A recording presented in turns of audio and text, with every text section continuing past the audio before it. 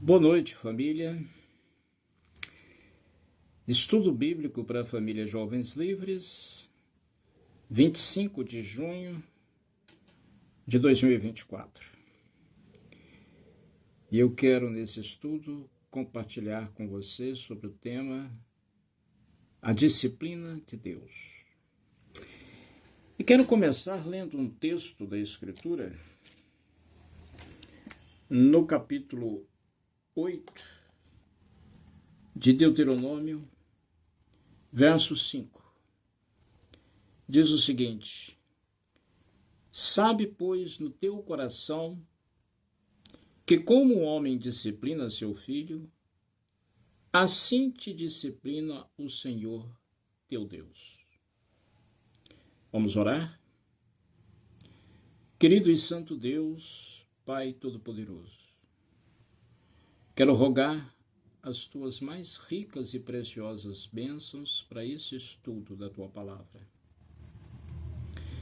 e clamar ao Senhor que aplique estes ensinamentos ao coração dos teus filhos. Sê gracioso para conosco e nos dê o crescimento que precisamos. Em nome de Jesus. Porque dele, por ele e para ele são todas as coisas. A ele, pois, a glória eternamente. Amém. Meus irmãos, a palavra disciplina às vezes assusta, principalmente numa cultura eminentemente rebelde que nós vivemos, onde a desobediência muitas vezes é incentivada de várias e várias formas. Essa pressão cultural acaba também, às vezes, chegando na mentalidade do povo de Deus. E ao invés da mentalidade do povo de Deus ser formada e formatada única e exclusivamente pela palavra de Deus, ela sofre também influências da cultura. E uma das influências negativas é esta. O fato é que esta visão alcançou a igreja a ponto de, na igreja moderna, muitas vezes a disciplina não é aplicada. Porque a visão que se tem de disciplina é uma visão errada. É uma visão de castigo. E aqueles que argumentam contra a disciplina dizem assim: mas se Deus é amor, então ele não pode castigar. Isso é uma falta do conhecimento do Deus verdadeiro revelado na Escritura, e é uma falta também do conhecimento do que significa a disciplina. A disciplina é uma correção, mas não é um castigo. Eu quero te levar para outro texto, para dar uma visão ainda melhor, o texto de Hebreus, capítulo 12. Vamos abrir em Hebreus, capítulo 12. Como sempre, eu peço para você parar o vídeo, abrir a escritura comigo, para que possamos desenvolver melhor o assunto a partir da leitura da escritura. Hebreus, capítulo 12, do verso 4 ao verso 13. Eu vou ler toda essa porção e depois fazer algumas considerações em cima desse texto. Diz assim a palavra de Deus: Ora, na vossa luta contra o pecado, ainda não tendes resistido a teu sangue, e estáis esquecidos da exortação que como filhos discorre convosco. Filho meu, não menosprezes a correção que vem do Senhor, nem desmaieis quando por ele és reprovado. Porque o Senhor corrige a quem ama e açoita a todo filho a quem recebe. É para a disciplina que perseverais. Deus vos trata como filhos. Pois que filho há que o pai não corrige? Mas, se estáis sem correção, de que todos se têm tornado participantes, logo sois bastardos e não filhos. Além disso, tínhamos os nossos pais segundo a carne, que nos corrigiam, e os respeitávamos. Não havemos de estar em muito maior submissão ao Pai Celestial, e então viveremos? Pois eles nos corrigiam por pouco tempo, segundo o melhor lhes parecia. Deus, porém, nos disciplina para aproveitamento, a fim de sermos participantes da sua santidade. Toda disciplina, com efeito, no momento, não parece ser motivo de alegria, mas de tristeza. Ao depois, entretanto, produz fruto pacífico aos que têm sido por ela exercitados, fruto de justiça. Por isso, restabelecei as mãos descaídas e os joelhos trôpegos, e fazei caminhos retos para os pés, para que não se extravie o que é manco, antes seja curado. Que Deus nos abençoe pela sua palavra lida.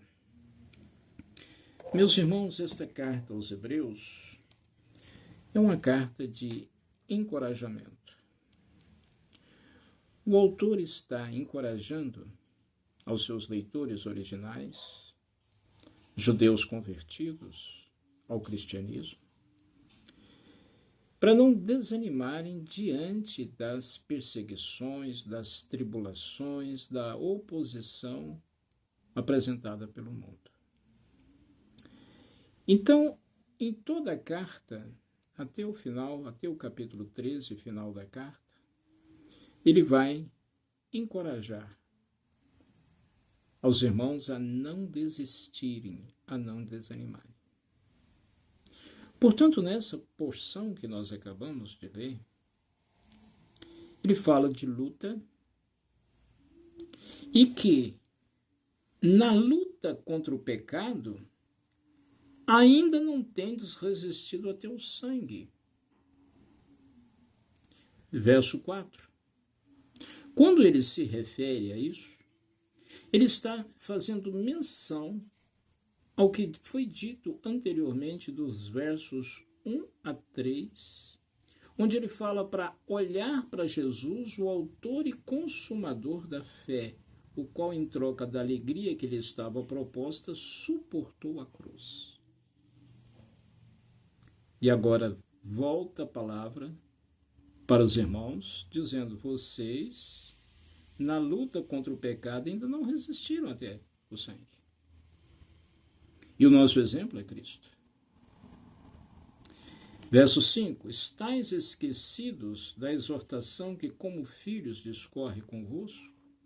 E aí ele cita um texto de Provérbios, capítulo 3, versos 11 e 12, que diz o seguinte: Filho meu, o pai orientando o filho, não menosprezes a correção que vem do Senhor. A correção vem do Senhor. Nem desmais, isso significa não fique desanimado, desmotivado, quando por ele és reprovado. Porque o Senhor corrige a quem ama e açoita a todo filho a quem recebe. O que ele quer dizer com essa citação de Provérbios? Ele quer ensinar o que vem a seguir. Verso 7. É para a disciplina que perseverais. Deus vos trata como filhos, Pois que filho há que o pai não corrige? Então aqui aparece a palavra disciplina. O Novo Testamento foi escrito na língua grega e a palavra na língua original, que é traduzida por disciplina aqui, é a palavra paideia. E paideia significa educação, formação, instrução. Como nós lemos a Bíblia em português, o português vem do latim, a palavra disciplina também tem o mesmo significado na língua latina. A mesma raiz de discípulo. Discípulo é o aluno, é o aprendiz, é o instruindo. E a disciplina é o conteúdo, é o que ele aprende, é a sua formação, é a sua instrução, é a sua educação. Logo, disciplina não é castigo, como muitos atribuem. Disciplina é ensino. E quando se trata da disciplina de Deus, é o melhor ensino que podemos receber. E quando estamos no caminho do erro, esse ensino visa a correção, a corrigir os nossos passos. Por isso o texto diz, é para a disciplina que perseverais. Deus vos trata como filhos. Se é filho, o pai corrige. Ele conclui o verso 7 com uma pergunta. Pois que filho há que o pai não corrige? Uma pergunta retórica, ela tem por finalidade levar à reflexão. E quem é pai ou mãe sabe que os pais tiveram muito trabalho na criação dos filhos, na correção dos filhos. Isso é disciplina. A formação do caráter é disciplina. E quando os pais se omitem, os filhos crescem com um caráter deformado. Portanto, é obrigação dos pais. E se isso é obrigação dos pais terrenos, é isso que ele quer nos levar a pensar. Quanto mais o Pai Celestial. O verso 8 diz assim, mas se estáis sem correção, ou seja, sem disciplina, de que todos se têm tornado participantes, ou seja, todos aqueles que são filhos de Deus, são chamados pela sua graça, se tornam participantes. Agora, se estáis sem, logo sois bastardos e não filhos. O bastardo é um filho ilegítimo, um filho fora do casamento. O que ele quer dizer com isso na relação com Deus? O bastardo não está na aliança. Aliança feita em Cristo. O bastardo está fora. Logo, para ele, não há correção. Para ele, sim, há castigo. Mas não há correção, porque não é filho. Quanto aos filhos, o Pai Celestial disciplina. Verso 9. Além disso, tinham os nossos pais, segundo a carne, que nos corrigiam. E os respeitávamos.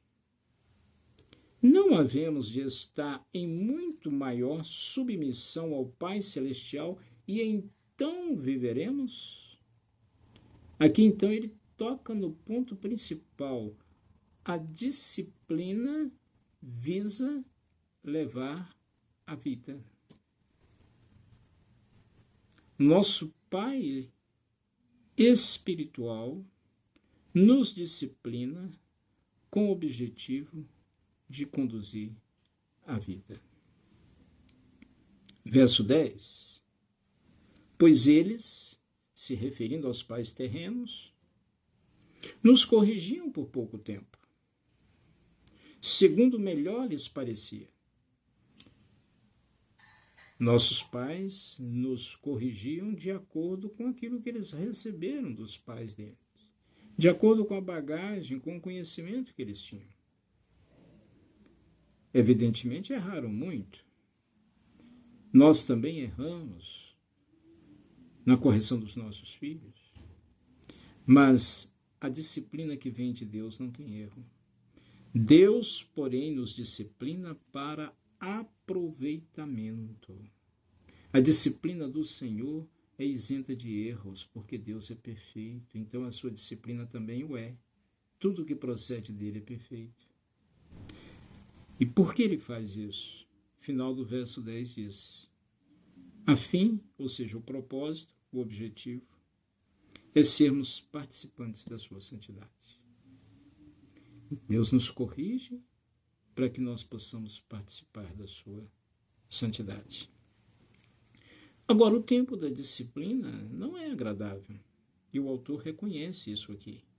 Verso 11: toda disciplina com efeito, no momento, não parece motivo de alegria. Deveria ser, mas não é. Ninguém faz uma festa para comemorar porque está sendo disciplinado. Então, no momento, não parece motivo de alegria, mas de tristeza. Ao depois, entretanto, produz fruto pacífico aos que têm sido exercitados, fruto de justiça. Então ela vai gerar em nós isso, a correção que frutifica para a justiça.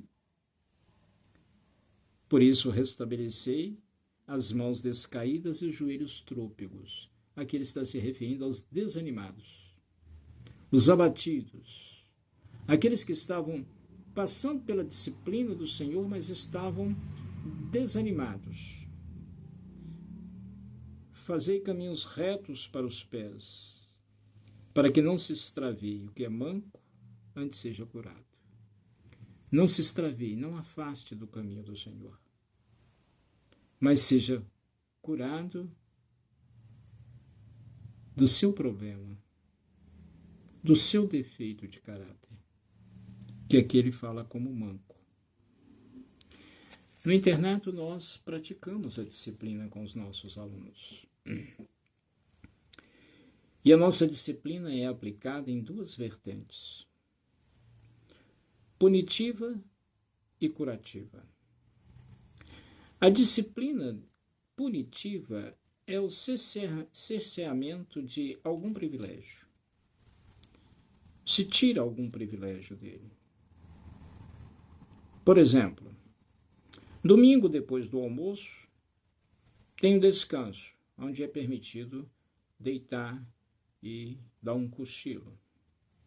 Às vezes, a disciplina punitiva vai fazer assim: no domingo, depois do almoço, você não vai deitar. E dá uma tarefa para ele. Essa é a punitiva. E a curativa, a que visa a transformação do caráter, às vezes é ele copiar um texto bíblico ou fazer um resumo, um comentário a respeito daquele texto, a respeito do que ele leu, algo assim. Dependendo da fase que ele estiver, a leitura de um livro cristão que trata sobre formação de caráter. Esse é o aspecto curativo da disciplina. Então, esses dois aspectos se juntam, o punitivo com o curativo, para o mesmo objetivo, que é a transformação do aluno, a transformação do caráter. Agora, isso não se aplica só ao aluno. A disciplina tem que ser aplicada na igreja com a mesma finalidade. E quando Deus opera essa disciplina diretamente em nós, nós temos que entender, às vezes Deus não está usando intermediários, ou seja, autoridades que estão sobre nós, mas é o Senhor diretamente nos disciplinando. Nós precisamos entender também, de acordo com o que nós acabamos de estudar aqui no texto de Hebreus. Ele está nos aperfeiçoando, transformando o nosso caráter. Então a disciplina, ela não é negativa. A disciplina não é castigo. A disciplina é aperfeiçoamento, é transformação. Deus perdoa. Sim, cometemos pecado, arrependemos, Deus perdoa os nossos pecados, mas não retira a correção. O pecado tem consequências. Então Deus não retira os nossos pecados, as nossas consequências de pecados. E eu quero colocar aqui alguns exemplos da palavra de Deus em relação a isso que nós estamos acabando de falar. O primeiro exemplo é um exemplo que nós conhecemos muito bem, quem lê as Escrituras, porque quando fala em pecado, em consequências de pecado, nós já lembramos dele. É Davi. O rei Davi pecou quando ele desejou e possuiu a mulher de outro homem. Mesmo sabendo que ela era casada, Batseba, mulher de Urias, o heteu, um soldado que estava na guerra, Davi manda trazê-la ao palácio e a possui sexualmente. E essa mulher fica grávida. E para justificar essa gravidez, estando o marido na guerra, Davi elabora um plano. Manda trazer Urias, embriaga Urias, manda ele ir para casa, mas ele não vai. O plano não dá certo. Depois ele escreve uma carta para o comandante do exército Joabe, manda colocá-lo na frente de batalha, afastar e deixar que ele morra. Morto Urias, então Davi toma posse definitiva da mulher. Mas a Bíblia diz que isso que ele fez foi mal aos olhos do Senhor, evidentemente. Então Deus manda dele um profeta, o profeta Natã. E o profeta Natã vai até Davi para confrontá-lo. Conta uma historinha sobre um homem rico que tinha muitas propriedades, muito gado, e um homem pobre que tinha só uma ovelhinha. E chegando um visitante na casa desse homem rico, ao invés de matar do seu rebanho para dar de comida ao seu visitante, ele mata a ovelhinha do pobre. Davi, quando escuta essa história, ele fica indignado e, como rei, ele já prolata a sentença. Seja digno de morte tal homem, e pela ovelha retirada restitua 4 vezes mais. Então, em cima da fala do rei, vem a palavra do profeta. Quero ler aqui no capítulo 12 de 2 Samuel, a partir do verso 7 em diante. Então disse Natã a Davi: Tu és o homem. Assim diz o Senhor, Deus de Israel: Eu te ungi rei sobre Israel e eu te livrei das mãos de Saul. Dei-te a casa de teu senhor e as mulheres de teu senhor em teus braços. E também te dei a casa de Israel e de Judá. E se isso fora pouco, eu teria acrescentado tais e tais coisas. Por que, pois, desprezaste a palavra do Senhor, fazendo o que era mal perante ele? A Urias, o heteu, feriste a espada, e a sua mulher tomaste por mulher, depois de o matar com a espada dos filhos de Amon. Agora, pois, não se apartará a espada jamais da tua casa, porque me desprezaste e tomaste a mulher de Urias, o heteu, para ser tua mulher. Assim diz o Senhor: Eis que da tua própria casa suscitarei o mal sobre ti, e tomarei tuas mulheres à tua própria vista, e as darei a teu próximo, o qual se deitará com ela em plena luz deste sol.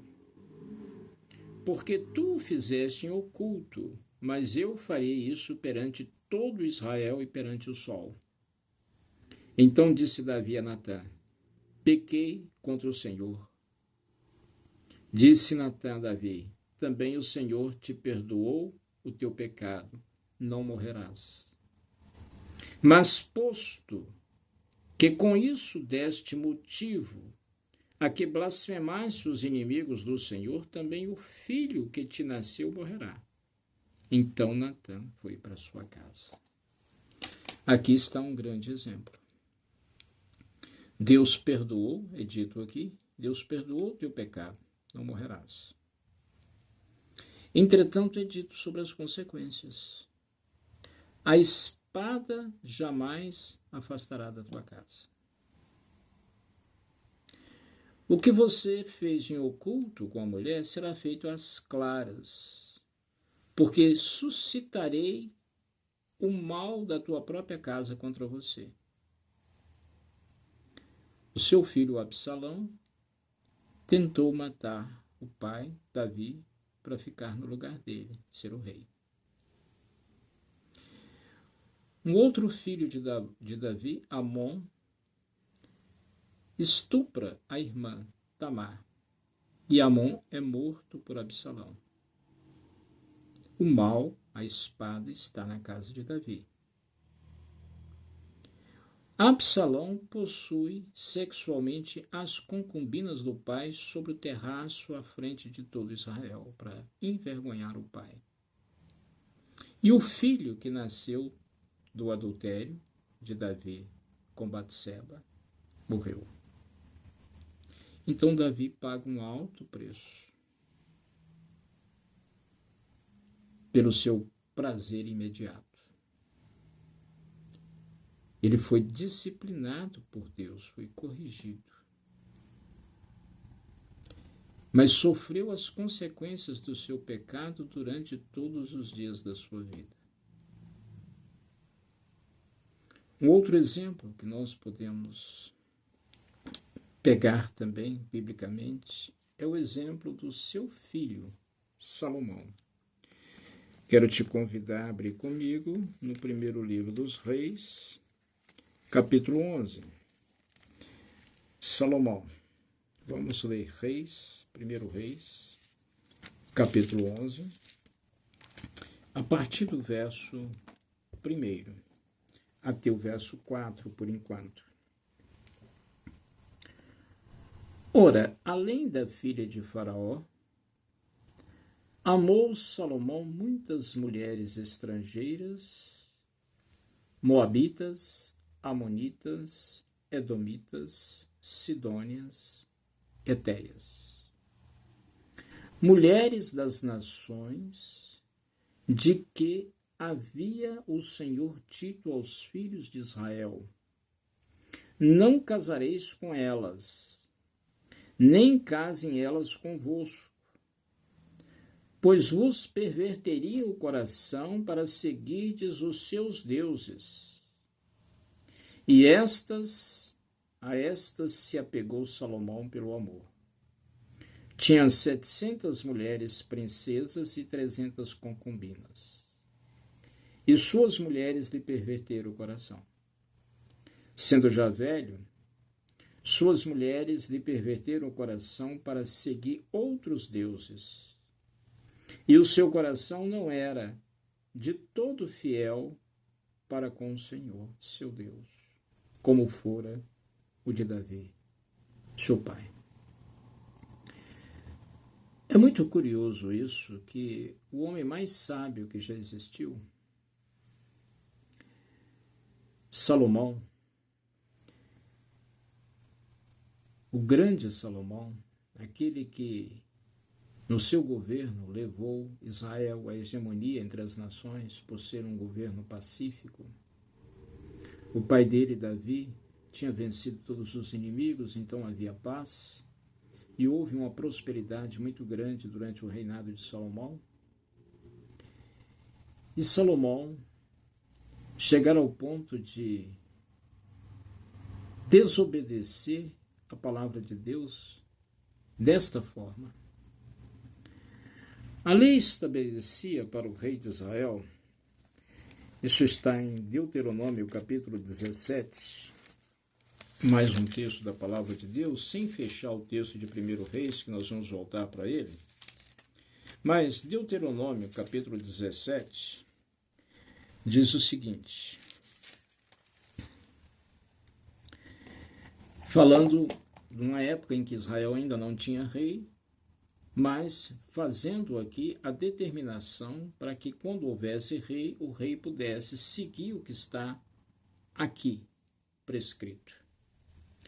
Deuteronômio 17, a partir do verso 14, diz o seguinte: quando entrares na terra que te dá o Senhor teu Deus, e a possuíres, e nela habitares, e disseres, estabelecerei sobre mim um rei, como todas as nações que se acham ao redor de ti, estabelecerás com efeito sobre ti como rei aquele que o Senhor teu Deus escolher.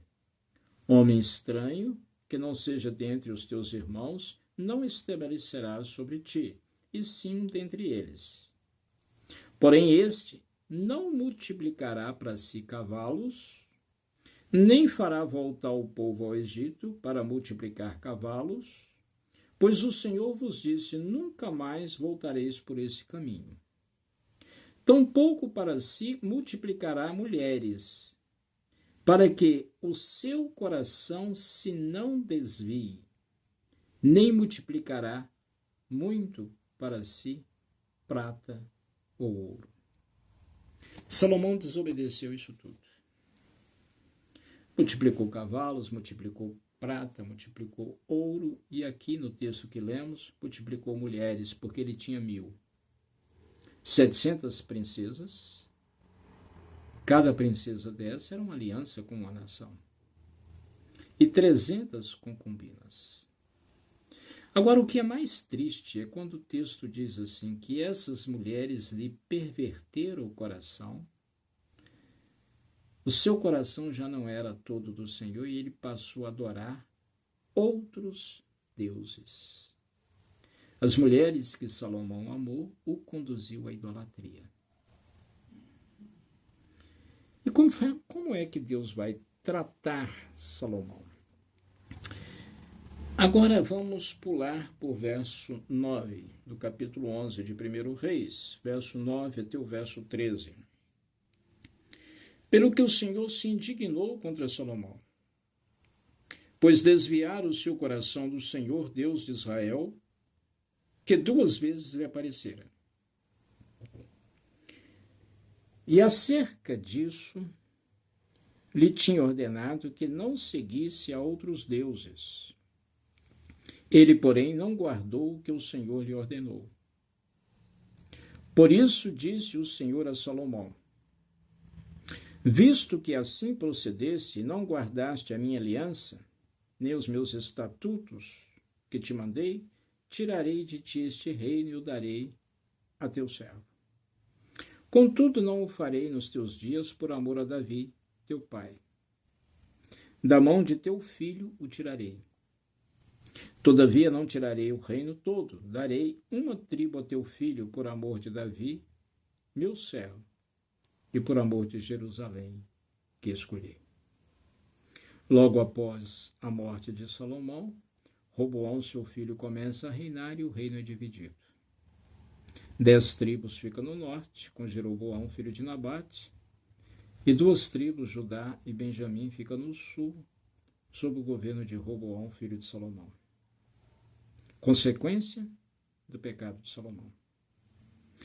Tá, mas você pode pensar, então isso veio só depois da morte de Salomão, então durante o restante da sua vida nada aconteceu.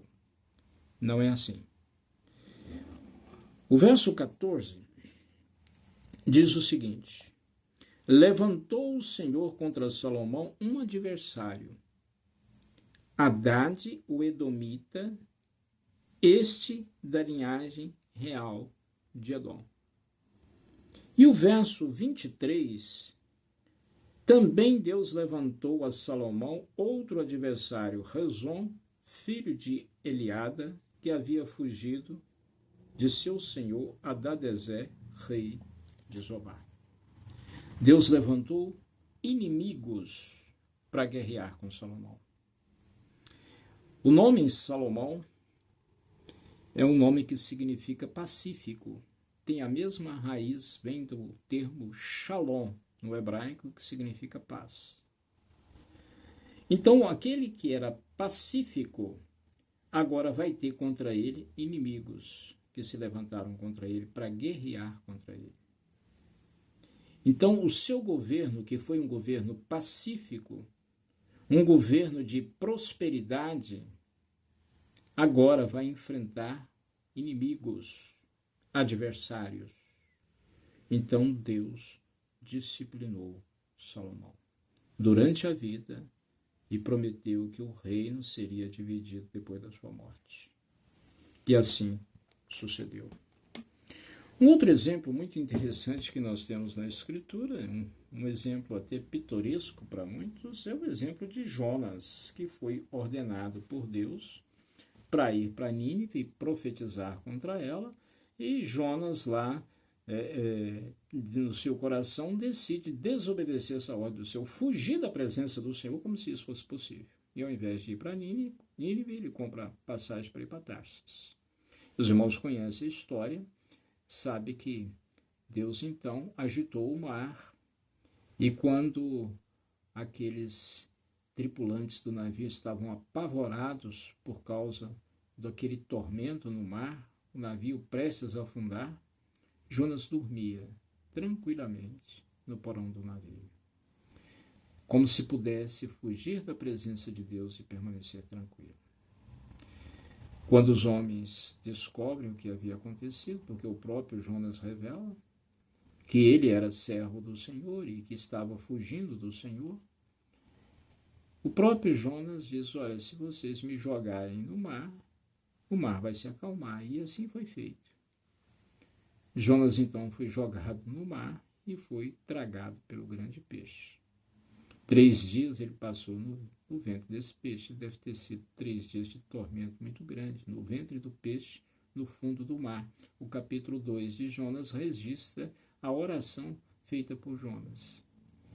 E depois Deus faz com que esse peixe vomite Jonas na praia, e então ele tem que ir para Nínive obedecer a ordem do Senhor. Então Deus trata. Deus não passa a mão na cabeça, ele perdoa sim, mas ele não remove consequências. E por que Deus faz isso? Por que ele trata? Por que ele corrige? Ou seja, por que ele disciplina? A resposta é muito simples. Porque ele ama. E aí nós recordamos o texto de Hebreus, que foi o texto que abriu esse estudo, capítulo 12, onde diz que os pais terrenos disciplinam seus filhos, não é? Corrigem. Então o Pai Celestial muito mais. Quem ama, corrige. Então a correção do Senhor revela o seu amor paternal, o amor da aliança. Aqueles que não estão na aliança não são filhos, são bastardos. Para esses não tem disciplina, nem castigo. Mas para os filhos tem disciplina, a fim de não sermos condenados com o mundo. Deus nos disciplina para crescimento em santidade, conforme diz o texto de Hebreus, dizendo que a disciplina é para que nós sejamos participantes da sua santidade. A pergunta que nós devemos fazer agora é: como é que Deus realiza a sua disciplina? E eu quero colocar aqui 3 maneiras pelas quais Deus trabalha disciplinando seus filhos. A primeira delas é quando Deus usa autoridades, e Deus vai usar a igreja. E Jesus nos deu os passos para isso. Quero que você abra comigo, por favor, em Mateus capítulo 18, a partir do verso 15 até o verso 17, nós temos aqui os passos da disciplina dados por Jesus. Se teu irmão pecar contra ti, vai arguí-lo entre ti e ele só. Se ele te ouvir, ganhaste teu irmão. Então Jesus diz que o pecado primeiro deve ser tratado em nível individual. É 1 a 1. O irmão pecou contra ti, conversa com ele. Se ele te ouvir, a coisa para aí. Ganhaste teu irmão. Verso 16.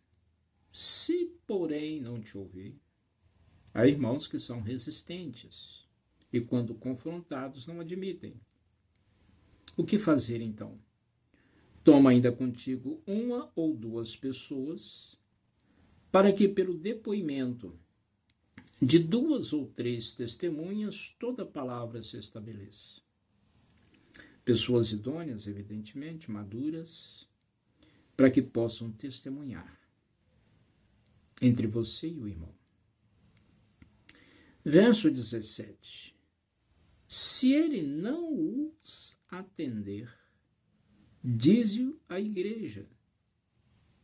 E se recusar ouvir também, a igreja considera-o como gentio e publicano. Quando Jesus fala de gentio, ele estava falando de todo aquele que não pertencia ao povo de Deus. Estrangeiros não pertenciam a Israel. Publicanos era a classe mais execrável que existia em Israel, porque eram os cobradores de impostos, judeus que estavam a serviço do império, portanto eram odiados por todos. E os publicanos eram, em sua maioria, desonestos, cobravam às vezes a mais. Então eram muito odiados. O que Jesus quer dizer com isso? Se não ouvir a igreja, considere como ímpio. Considere como não membro do corpo. Isso é disciplina. Deus vai usar líderes espirituais para disciplinar seus filhos, para corrigir seus filhos. Nós temos um bom exemplo de disciplina, uma disciplina duríssima, aplicada pelo apóstolo Paulo em 1 Coríntios, capítulo 5, a partir do verso 1. Abra comigo em 1 Coríntios, capítulo 5, a partir do verso 1. Nós vamos ler essa seção do verso 1 até o 13. Essa carta foi escrita pelo apóstolo Paulo quando ele estava em Éfeso, a igreja de Corinto, que foi uma igreja que ele fundou, uma igreja que ele trabalhou com ela. Ele era o pai espiritual. E agora, depois de algum tempo, chega a Paulo algumas coisas estranhas que estavam acontecendo na igreja de Corinto. Divisões, pessoas fazendo grupos dentro da igreja. Eu sou de Paulo, eu sou de Cefas, eu sou de Apolo, eu sou de Cristo. Havia pessoas na igreja de Corinto que estavam também levando irmãos para processar em tribunal comum. Pessoas que estavam participando de templos pagãos, de festas, comendo coisas consagradas a ídolos. Um mau entendimento, muito mau a respeito da ceia do Senhor, onde durante a ceia havia pessoas que bebiam, comiam muito, bebiam e até se embriagavam. Um mau entendimento do uso dos dons espirituais. E aqui, no capítulo 5, um fato estarrecedor. Vamos acompanhar a leitura e ver o procedimento. Capítulo 5 de 1 Coríntios, a partir do verso 1.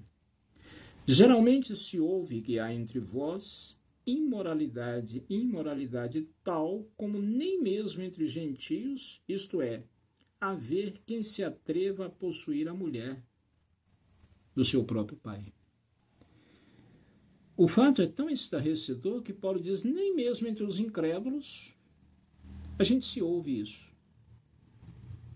Alguém está possuindo sexualmente a mulher do pai.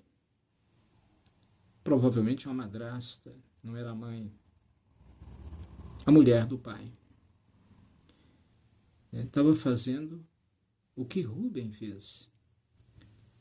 Rúben, o filho mais velho de Jacó, perdeu o direito de primogenitura por dormir com uma das mulheres de Jacó. Então, isso estava acontecendo na igreja de Corinto. E parece que os líderes locais não tomavam providência. O caso estava repercutindo e nenhuma providência era tomada. Verso 2. E contudo andais vós ensoberbecidos, e não chegastes a lamentar, para que fosse tirado do vosso meio quem tamanho ultraje praticou? A soberba dos coríntios era tão grande que eles estavam fazendo facções na igreja, grupos, dividindo o corpo. Eles se orgulhavam de terem muito conhecimento, mas estavam tolerando a imoralidade sem nenhuma providência a tomar.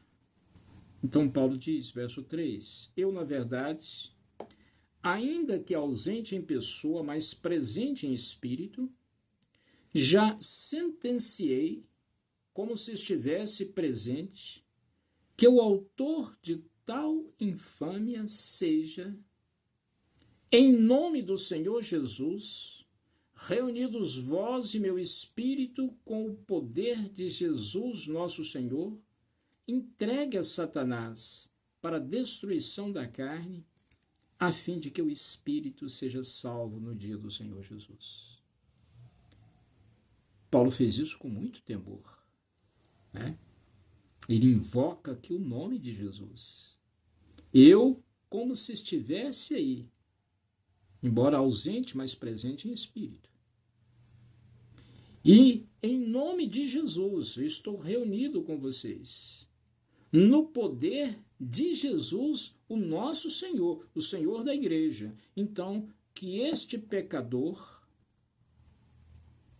seja, então, entregue a Satanás para a destruição da carne, para que ele possa ser salvo. Isso é uma disciplina.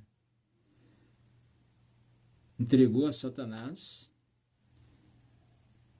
e certamente Satanás ia agir no seu corpo. Não sabemos como, enfermidade, uma tribulação muito grande. Satanás ia agir naquela vida, porque estava tirando ele da cobertura da igreja. Aquilo que Jesus disse, se não ouvir a igreja, então considere como gentio e publicano.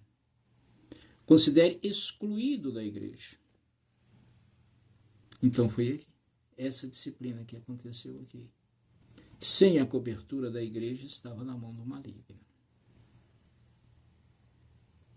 Mas a intenção de Paulo era que ele pudesse ser levado ao arrependimento.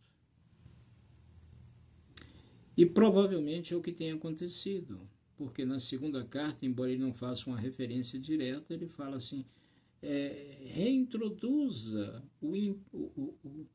o impenitente para que ele não morra de tristeza. Então, se ele manda trazer de volta, é porque houve arrependimento. A disciplina visa isso, ela visa o bem do faltoso. Se a pessoa não é disciplinada, ela não é tratada, ela continua no pecado. E o pecado vai endurecendo o seu coração até ele achar que aquilo é normal e passa a praticar aquilo com uma normalidade muito grande. Agora, quando ele é disciplinado, e principalmente quando a disciplina é dura, a ponto de excluí-lo da igreja, ele se sentir fora do corpo e nas mãos do inimigo, aí sim, ele pode cair em si e fazer o caminho de volta. Nós vamos ler esse texto só até aqui. Eu quero mostrar para vocês uma outra situação. É quando Deus usa as circunstâncias da vida.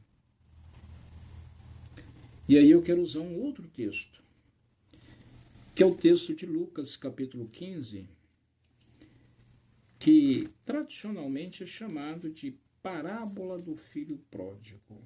Embora o texto não fala sobre isso. O texto fala que o homem tinha 2 filhos. Pródigo significa gastador. Então, colocaram esse epíteto de filho pródigo na parábola para facilitar mais a compreensão, a localização, e eu quero aproveitar aqui a deixa para fazer um esclarecimento. Se você tem a Bíblia Almeida, revista e atualizada, como é a minha, essas citações em negritos que aparecem acima dos textos, elas não fazem parte do texto bíblico. Elas são colocadas pelos editores simplesmente para facilitar encontrar os textos. Por isso aqui está a parábola do filho pródigo. Tá? Mas não aparece nenhuma menção no texto sobre isso. Fala de 2 filhos e do procedimento deles. E eu quero focar aqui mais em um desses filhos. O filho que recebeu aí a disciplina, onde Deus usou circunstâncias para tratar com ele. Lucas capítulo 15, a partir do verso 11, diz o seguinte: certo homem tinha 2 filhos. O mais moço deles disse ao pai: Pai, dá-me a parte dos bens que me cabe, e ele lhes repartiu os haveres. Passados não muitos dias, o filho mais moço, ajuntando tudo o que era seu, partiu para uma terra distante. E lá dissipou todos os seus bens, vivendo dissolutamente. Depois de ter consumido tudo, sobreveio àquele país uma grande fome, e ele começou a passar necessidade. Então ele foi e se agregou a um dos cidadãos daquela terra, e este o mandou para os seus campos a guardar porcos. Ali desejava ele fartar-se das alfarrobas que os porcos comiam, mas ninguém lhe dava nada. Então, caindo em si, disse: quantos trabalhadores de meu pai têm pão com fartura e eu aqui morro de fome? Levantar-me-ei, irei ter com meu pai e lhe direi: Pai, pequei contra o céu e diante de ti. Já não sou digno de ser chamado teu filho, trata-me como um dos teus trabalhadores. E levantando-se foi para o seu pai. Vinha ele ainda longe, quando seu pai avistou e, compadecido dele, correndo o abraçou e beijou. E o seu filho lhe disse: Pai, pequei contra o céu e diante de ti. Já não sou digno de ser chamado teu filho. O pai, porém, disse aos seus servos: Trazei depressa a melhor roupa, vestiu, ponde-lhe um anel no dedo e sandália nos pés. Trazei também e matai o novilho cevado, comamos e regozijamo-nos. Porque este meu filho estava morto e reviveu, estava perdido e foi achado. E começaram a regozijar-se. Até aí a leitura. Aqui o Senhor usa, então, circunstâncias da vida. O filho agiu com soberba, desprezou o pai. Dentro daquela cultura, os bens só eram repartidos após a morte. Então, quando ele pede os seus bens, estando o pai em vida, é como uma desonra muito grande. É como se ele estivesse matando o seu pai no seu coração. E o pai atendeu. O pai deixou que ele fosse. Então ele juntou o que era seu e foi. E passou a viver de forma irresponsável. Gastou todo o dinheiro. E depois do dinheiro acabar, numa terra distante, passou fome. E aí se agregou com um cidadão daquela terra que mandou guardar porcos. Certamente ele estava fora dos limites de Israel, porque os judeus não criavam porcos. Porcos para o judeu é um animal maldito, então eles não criavam. Mais uma humilhação para ele, foi obrigado a cuidar de porcos. E foi ali, cuidando dos porcos, desejando comer alfarrobas. Alfarrobas é uma leguminosa que amargava muito e dado para animais, mas que os pobres, às vezes, em época de escassez, comiam, e nem isso era dado a ele. Mas ali ele caiu em si. Então Deus usou aquela circunstância terrível de humilhação, de fome, uma situação crítica que ele estava, ele que saiu de casa bem, com dinheiro, tinha tudo, mas foi ali que ele caiu em si. Levantar-me-ei e irei ter com meu pai, e direi: Pai, pequei contra o céu e diante de ti. Isso não é fácil de fazer. É preciso jogar o orgulho no chão e fazer o caminho de volta. A disciplina é para isso. A disciplina é para derrubar o orgulho e fazer com que o disciplinado volte, faça o caminho para o Senhor. Pai, pequei. Como Davi. Davi, em momento nenhum, tentou justificar seu pecado. Pequei contra o Senhor. Admitiu. O filho aqui também admite, o filho mais novo. Pai, pequei. Ele volta. Não sou digno de ser chamado seu filho. Me trata como um dos trabalhadores. Mas a surpresa dele é que o pai estava esperando a volta. Levantou-se, foi para o seu pai, e o pai o avistou. Certamente o pai já esperava. E compadecido dele, correndo, o abraçou e beijou. Olha que surpresa.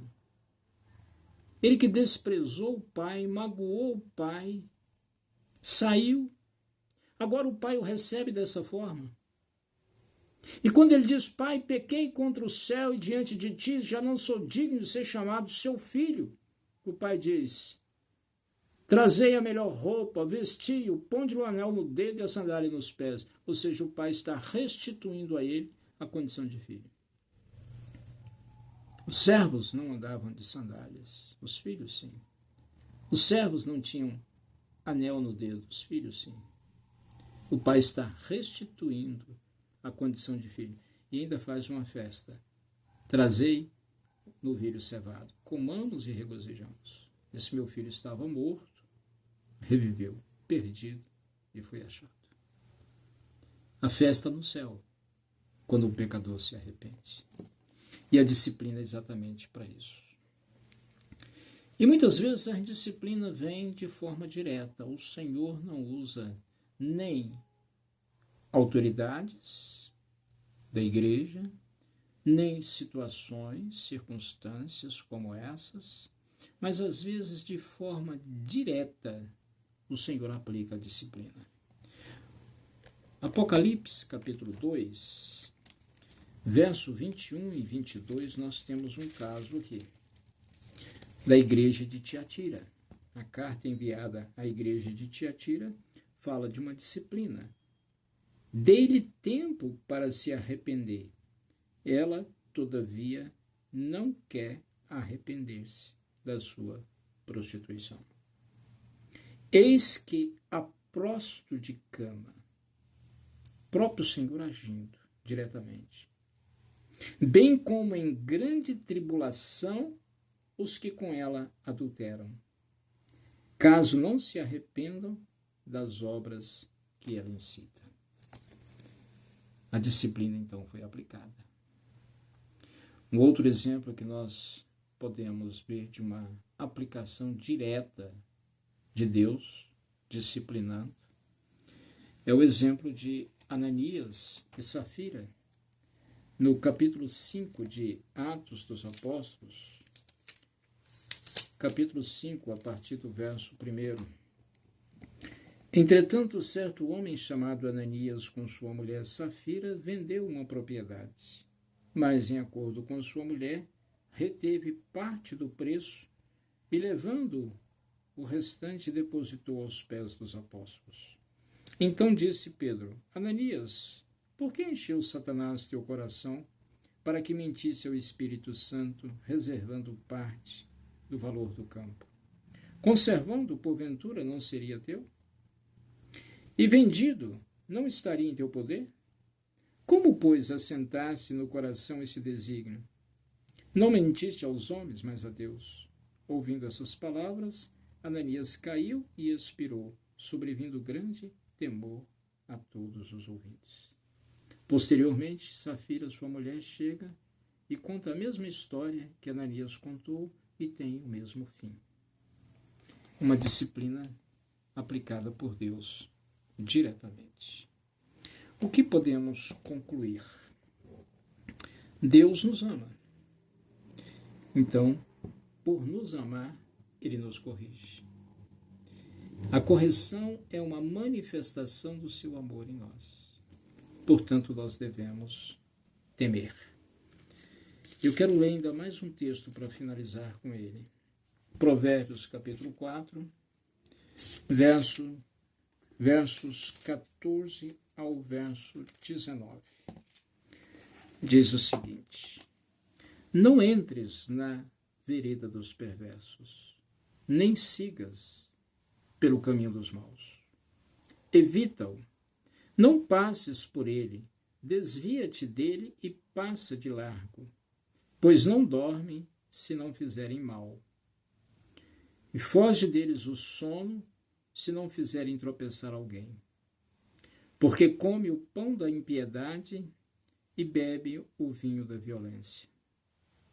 Mas a vereda dos justos é como a luz da aurora, que vai brilhando mais e mais até esse dia perfeito. O caminho dos perversos é como escuridão, nem sabem eles em que tropeçam. Os perversos, então, não recebem a disciplina. Recebe o castigo. Deus os deixa tropeçar.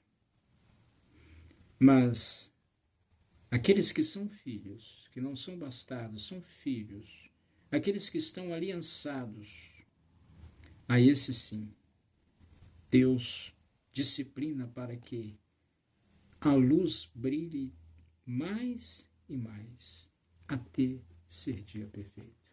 E essa luz brilhando mais e mais é o caráter de Cristo sendo aperfeiçoado em nós.